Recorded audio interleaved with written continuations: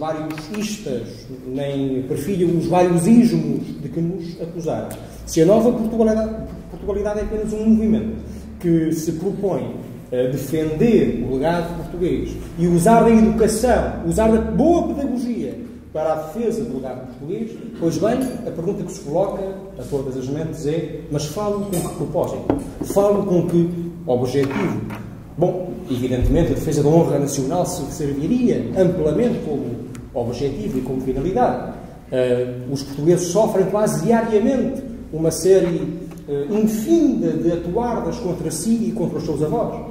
Acusam-nos das maiores tropelias, acusam-nos dos mais horríveis abusos perpetrados em todos os continentes da Terra. Mas, na verdade, não é só a honra nacional, muito embora esse fim seja já de si valioso, muito embora eu possa valer por si, e unicamente por si, a nossa atenção e o nosso empenho, não é apenas isso que, efetivamente, nos move. Algo maior mobiliza e forçou a nova Portugalidade a constituir-se como hoje se constitui, enquanto associação e enquanto objeto ativo, como agente interventivo na sociedade portuguesa e em vários estados da Portugalidade.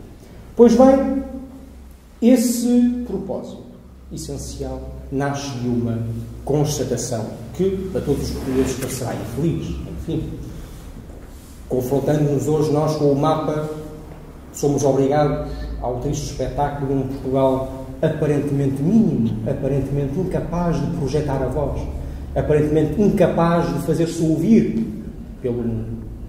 Somos obrigados repetidamente a confrontar-nos também com a dor imensa de acharmos por vezes que Portugal não é potência assim tão ouvida no mundo. E de facto sabemos que Portugal abdicou da posição central que uma vez teve. Pois essa reação de infelicidade, de tormento interior, foi justamente o que nos mobilizou. Foi querer-nos mostrar que, na verdade, por muito que Portugal possa ter perdido a voz, por muito pequeno que possa parecer ao olho desnudado, a verdade é que o país se mantém central, o país se mantém relevante. E mantém-se relevante através dos mundos que criou. Mantém-se relevante através da Portugalidade que estendeu por toda a terra.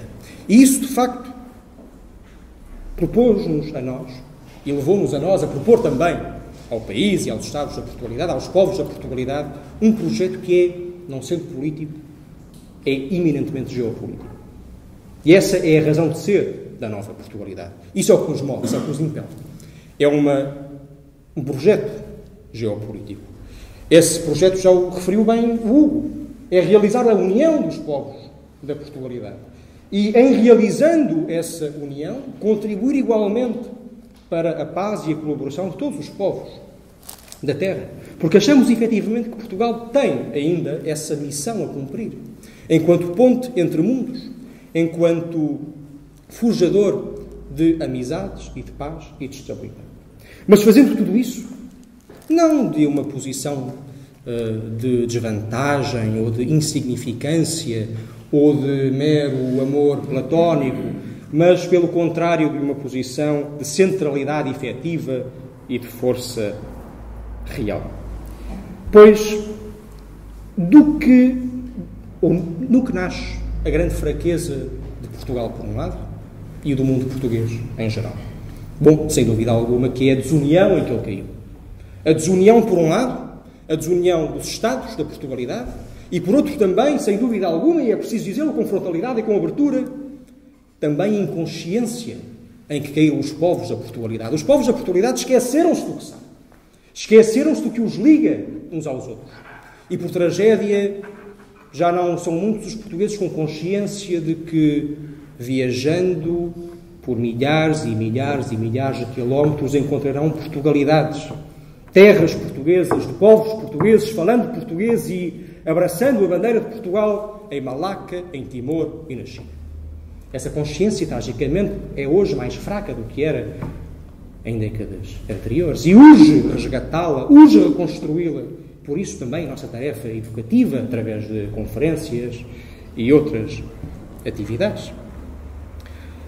Porque só essa consciência renovada do que une os povos da Portugalidade, do que os irmana, do que os aproxima uns dos outros, da civilização que partilham uns com os outros e que foi, sem dúvida, a criação da história e que foi, sem dúvida, a criação, igualmente, de homens valorosos que celebramos e que respeitamos, que foi, sem dúvida, a criação do Infante e do Gama e de Albuquerque e de outros homens extraordinários e também do Padre Vieira e também de tantas figuras de valor e de renome entre nós, que essa civilização que partilhamos pode ser reunificada, pode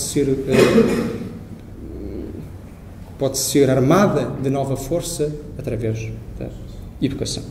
Ora, mas se queremos refazer a consciência portuguesa, se queremos recordar os nossos amigos, também eles portugueses à sua maneira, mas queremos recordar os nossos amigos no Brasil, ou em Angola, ou em Moçambique, ou em Timor, de que são também à sua maneira profundamente portugueses, porque a essência dos seus Estados é portuguesa, porque o que os fez foi Portugal, porque o seu passado é português, porque a sua língua é portuguesa, ou não, também pode não ser. Em Malaca não se fala português e, todavia, há ali quem ainda se sinta português. Na Birmânia há quem não fala, geralmente não se fala português, mas há 500 mil birmaneses de consciência portuguesa, de religião católica e de amor a Portugal, com nomes portugueses, o mesmo acontecendo em outros Estados. Isso acontece, sentimos essa necessidade por este motivo primacial.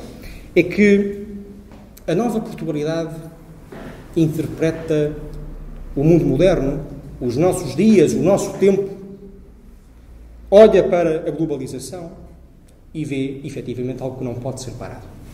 Vemos alguns movimentos por toda a Europa, vemos forças um pouco por todo o mundo que dizem, bom, mas a globalização é uma coisa horrível, que deve ser parada, que deve ser perseguida, que deve de imediato acabar. Nós achamos que, em bom rigor, não há maneira alguma de fazer isso. E que a tendência irrefreável da história é para maior e mais profunda colaboração entre Estados. Que não há maneira de fugir a essa realidade imbatível e que nos desafios que hoje se colocam às nações do mundo, a única maneira eficaz de resolver problemas é, efetivamente, através da concertação de esforços e da conjugação de energias. Não, o nosso problema, evidentemente, não é com a globalização em si, é com esta globalização.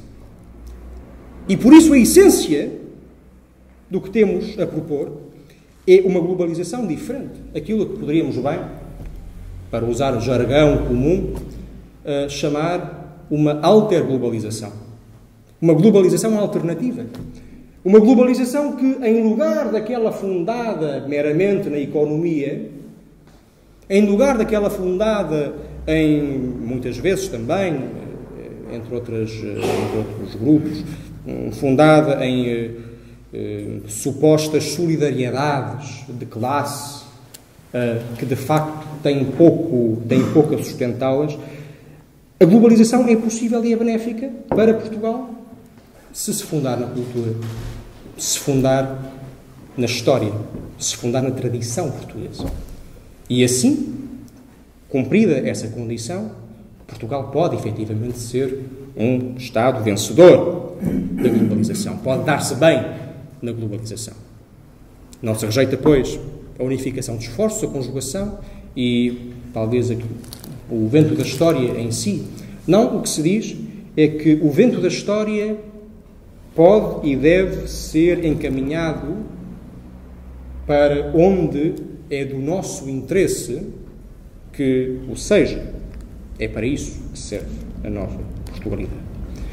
E por isso, em lugar de várias propostas de integração que não estão fundadas na história, que não estão fundadas na realidade e que são, na verdade, puramente ideológicas, exemplos, o bolivarismo na América, propondo-se a brasileiros que nunca tiveram relação de especial amizade ou proximidade aos seus pares, especialmente os argentinos, como é bem sabido, não são fãs uns dos outros, que agora se unam em confederação totalmente artificial e alheia à história e ao passado de ambos os povos, por um lado da América Espanhola e por outro da América Portuguesa. E vemos também que, sei lá, em África, ideologia similarmente absurda, o pan-africanismo, propõe que povos que, em bom rigor, não se conheciam há mais de 100 anos, pois ninguém na corte do rei do Congo teria consciência do rei do Mali, exceto talvez por intermédio de Portugal, que agora a África se une, como se houvesse apenas uma África. E como se a realidade não fosse, pelo contrário, a existência de muitas Áfricas. Uma África árabe, a norte, e islâmica também, uma África central e animista, e uma África sul que é cristã, uma África portuguesa, que não é, aliás, criação recente, que não é criação do século XIX, como bem sabemos, mas criação antiga, com 500 anos de história. É também uma proposta absurda, que não está fundada, goste-se ou não, dessa evidente realidade no passado dos respectivos países. Até se alguém imagina colaboração fecunda numa única união, numa única confederação de Estados, entre um país como o Egito, ou a Líbia, ou Marrocos, e outro como o Ghana, ou o Zimbábue, ou o Congo. Trata-se evidentemente de delírio, mas de delírio que pode ser combatido com uma proposta fundada na história e na realidade antiga dos povos. E essa é também a nossa vocação e a nossa vontade. E por fim, temos também, e não me refiro agora, não atribuo a importância que de outro modo poderia merecer aos casos de Timor ou de Macau ou de outras Portugalidades asiáticas, uma vez que a sua dimensão geralmente é diminuta. Foco-me apenas nestes três, nas Américas, na África e também na Europa. Na Europa, onde se propõe que Portugal vire as costas aos seus amigos de tantos séculos, aos povos com quem esteve junto durante tantos séculos, para agora abraçar povos com quem, em bom rigor, não tem relação alguma, em muitos casos. Perguntamos que relação teve, historicamente, Portugal com a Estónia. Não tinha nenhuma, porque a Estónia nem existia, em bom rigor. Mas a verdade, de facto, é que Portugal, historicamente, é uma nação de vocação mundial e não europeia. Tentar fugir a isso, impondo agora a Portugal aquilo que, se não for recalibrado, só será uma prisão, mostra um grande grau de inconsciência e de desconhecimento do nosso passado. Dizia-se, portanto, que todas as iniciativas que temos vindo a realizar se prendem com o projeto primeiro de realizar a união dos povos portugueses. E dir-nos-ão alguns que, bom, isso é impossível porque tal união não é querida, não é desejada pelos povos. Bom, mas o que temos a proclamar é uma verdade esquecida. Tudo o que temos de continuar a fazer é proclamá-la mais e mais. E isso é o que temos feito, com algum sucesso, julgo eu. Dizem-nos também que tal união não é prática, que não faz sentido, pois alguns destes Estados são economicamente muito débeis, que se localizam, que distam muito de Portugal, por exemplo, e que por isso qualquer tipo de colaboração será talvez um sonho de poetas, um devaneio, uma vontade bonita, mas que é essencialmente impraticável.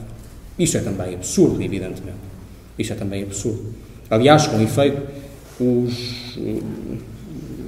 os povos parecem andar esquecidos de que justamente as integrações de maior sucesso são aquelas que se realizam entre povos de forte afinidade cultural, por um lado, e essa definitivamente a temos, e por outro, de economias diversas.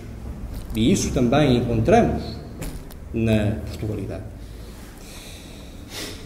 E, por fim, há que atentar na própria dimensão extraordinária do legado português no mundo. Dizia o Hugo há pouco, antes da minha muito breve intervenção, que, na verdade, somos um grupo, uma comunidade humana e sentimental e cultural e histórica de 300 milhões de homens. E assim é. E um dia essa comunidade imensa, a que chamamos Portugalidade por ser uma civilização e por não ser apenas uma língua, essa civilização será de 400 milhões de homens. O potencial económico, político e de outra ordem que aqui se encontra é evidentemente vastíssimo. Parece, pois, irrazoável que os brasileiros pretendam andar próximos da América Latina, em que são parte segunda e não primeira, em que são quem obedece e não quem manda, que Angola ou Moçambique pretendam fazer a sua vida na União Africana, onde serão parte segunda e não primeira e onde obedecerão em lugar de mandar, e que Portugal opte por permanecer unicamente na Europa, sendo parte segunda e não primeira, e novamente por ser obrigado a obedecer em lugar de mandar, quando todos estes Estados podem, em lugar disso, dessa triste fatalidade que os relega à mais cruel irrelevância e à exploração de outros Estados e de grandes companhias internacionais, quando podem, em lugar disso, ser ele mesmo um centro de poder. Dizia-se há pouco que a globalização, portanto, é uma fatalidade, que não há maneira de fugir. E eu estou, de facto, convencido disso. Mas nessa globalização podemos ainda, e essa é uma situação que temos, felizmente, por sermos portugueses, podemos também ser patriotas. Podemos ser por uma globalização alternativa, que é a nossa, portuguesa, com base na nossa cultura, com base no nosso passado, e pedir com ela que o mundo que connosco partilha tantos séculos de história se imponha como um só e ganhe para si a predominância que já teve e que pode definitivamente voltar a ter. Muito obrigado.